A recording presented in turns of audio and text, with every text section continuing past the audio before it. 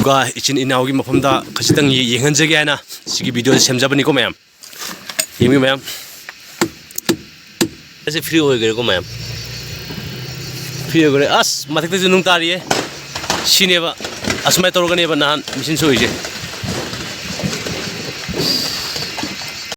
hello इचिनो ma'am ngasisu isin ninogi mohomda anobo topic pudan lakchari ngasi topic sino ko ma'am ai mangda uriba Honda excavator se ma'am nahan accident thoidina ma'am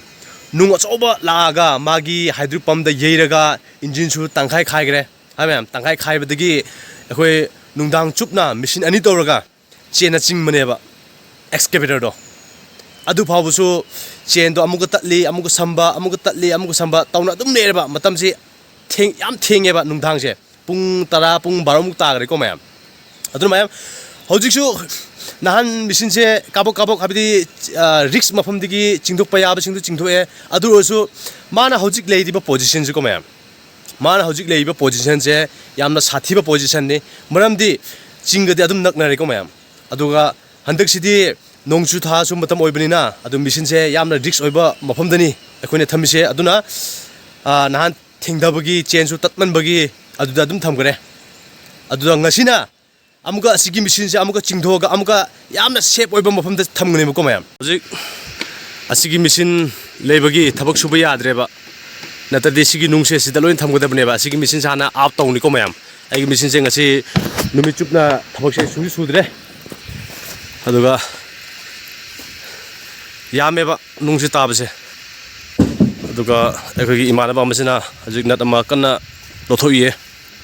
aduga tipper ekoi saktibansu gailo tawri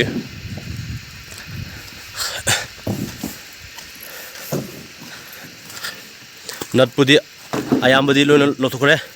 aduga ichin inaugi mafamda khachitang yenghanjage ana sigi video semjabani ko ma'am yemi ma'am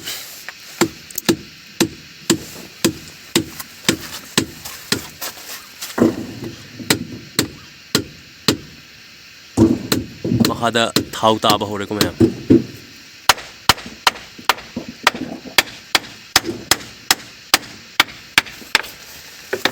पीछे में बड़ा वाला screwdriver इससे थोड़ा सा घुसा लो सुशील वो उसको निकाल दो नहीं तो वो टूट जाएगा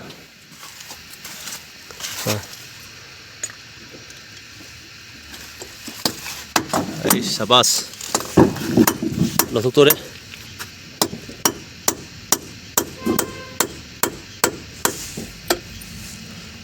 था बदलो इन ताबा हो रहे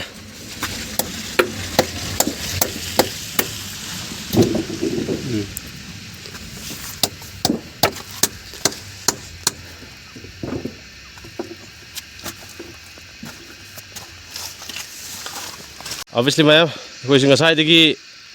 si place lothokninga hotna baneba sungam ngamde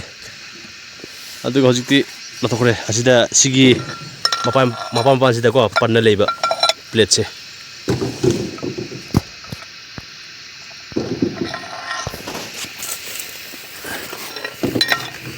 इतना गियर तो है ही नहीं तुम्हारे मशीन में इमान गियर ना असले बस सिनी को मैम गियर की प्लेट हांग दोखरे सिनी मंगल लेबा पिनियन मैम से लोइना इखोना लथोक द बनेबा गियर सु मोट पर लोरे चलो प्लेट को साइड करके इसको निकाल दो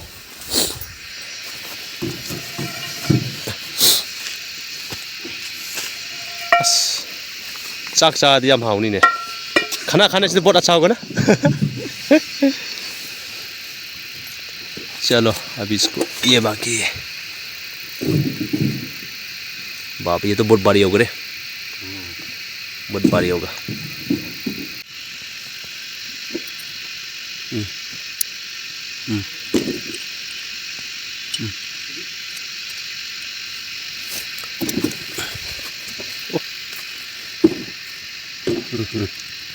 ला लेकिन बहुत बढ़िया खुदा बस बस करने opinion ये साफ मेन साफ ये ना मेन साफ ऐसा बस भारी क्या बड़ी ना इस देखो आराम से हाथ हाथ को आराम से देखो इसको भी ये बस अभी इसके अंदर में जो हो खत्म हो गया क्या खत्म हो गया क्या इसको भी खुलेगा क्या इसको भी खुलने से अच्छा हो गया ये तो बाद में डालेंगे गिर जाएगा क्या ना देखो कुछ खुल देंगे इधर रखेंगे हाँ बस समझा आराम से आ जाएगा हाँ बस आ गया तुम्हारा हाथ देखो हाँ बहुत बड़ी वैसे भी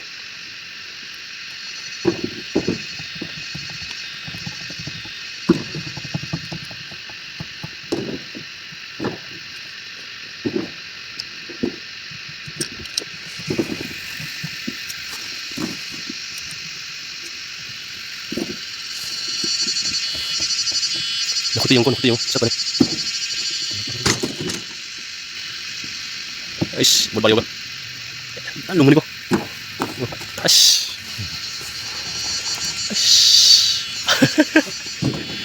इतना भारी है लुम्बन मुगी था पंगमद्रे पानो मतलब तो फसने डीजल ने चामगा पांदे दिया हाँ हाँ सुशील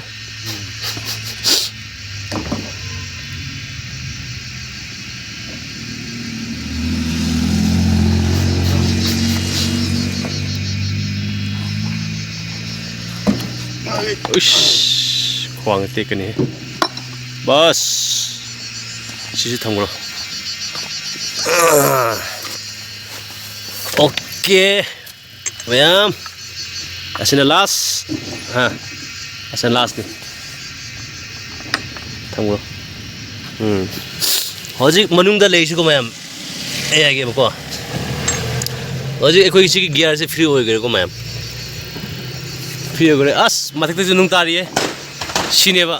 असमाय तौरगनेबा नान मिसिन सोइजे तागे हाइदे लोने ताउदना मसे मसे ताना तुम लेरे यंगो यंगो सिबु मी सुक्तिदि कैनोबा अदुना हजिकसे सिगी मनुंगी साहब से को मैम सिगी मनुंगी साहब से चुमना चलगा मनुंगदा मोटर अमा लेये ट्रैक मोटर हैन कौवे को मैम असि मैम सिना गियर नेबा असना गियर ने ट्रैक मोटर दि आमुंग दले को मैम हजिक सिगी साहब से लोन लथख्रबनिना हजिक से फ्री होरे कंप्लीट फ्री होइगरे ऑब्वियसली मैम हजिक से नाकानमगी गियर पिनियन सिंग से लोन लथख्रे अदुगा नाकान अमदना नाकान अमदजु सेम टू सेम असमाय लथख तुमी को मैम सेम टू सेम अखोना ngасai लथखगुमना सिगासु सेम टू सेम लथखनी अजि लथखबा हेक लोइबगदि गाय से फ्री ओयनेबा हाबि पन्निंगाय दो लेत्रबनिना गाय दो चेंज फ्री ओयनेबा चेंज फ्री ओयदि मिसिन मना अदुम चिंगबा यानेबा ऑब्वियसली मैम चेंज से पुनबा होरे अदुना हजु से मिसिन से चिंगबा होरने को मैम हजिक आइगी मिसिन से चिंगने अदुगा हजिक सिगा चेन पुनदुना लेये अदुगा मागी गियर बॉक्स लोन लथखरे मिसिन लोन फ्री होरे अदुना याम केयरफुल होइना आदा ममांग दोइना थमने मिसिन सिंसे सिगी मिसिन से अदु बतादि ज्ञान ताना थबक सुबा यानेबा